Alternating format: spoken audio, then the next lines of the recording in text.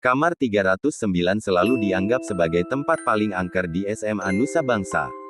Konon, dulu ada seorang siswa yang nekat mengakhiri hidupnya dengan cara gantung diri di dalam kelas itu. Sejak saat itu, kelas tersebut dikosongkan dan dibiarkan begitu saja. Beberapa siswa yang penasaran pernah mencoba masuk ke dalam kelas itu. Mereka mengaku mendengar suara tangisan, melihat bayangan seorang anak laki-laki tergantung, dan merasakan hawa dingin yang menusuk tulang. Bahkan, ada yang mengaku melihat noda darah yang tidak kunjung hilang di langit-langit kelas. Suatu malam, Randy dan teman-temannya memutuskan untuk membuktikan sendiri kebenaran cerita tentang kamar 309. Mereka membawa senter dan kamera untuk merekam setiap kejadian yang mereka alami.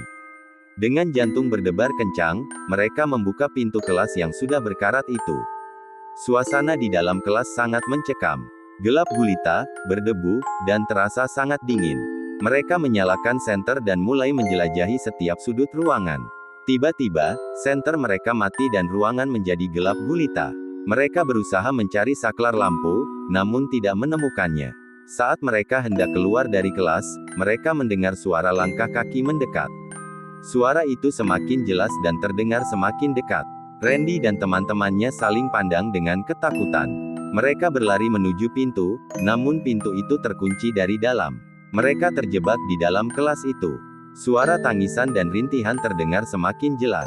Mereka mencoba memanggil-manggil nama guru dan satpam, namun tidak ada yang menjawab. Tiba-tiba, mereka merasakan ada yang menyentuh bahu mereka. Mereka menoleh, tetapi tidak ada siapa-siapa. Ketakutan yang luar biasa membuat mereka berteriak histeris. Mereka berusaha memecahkan jendela, namun sia-sia. Mereka terjebak di dalam kelas angker itu sepanjang malam. Keesokan harinya, mereka ditemukan oleh guru dan satpam dalam keadaan lemas dan ketakutan. Sejak kejadian itu, kamar 309 semakin terkenal sebagai tempat angker. Tidak ada seorang pun yang berani masuk ke dalam kelas itu. Bahkan, guru dan siswa pun memilih untuk menghindari ruangan tersebut.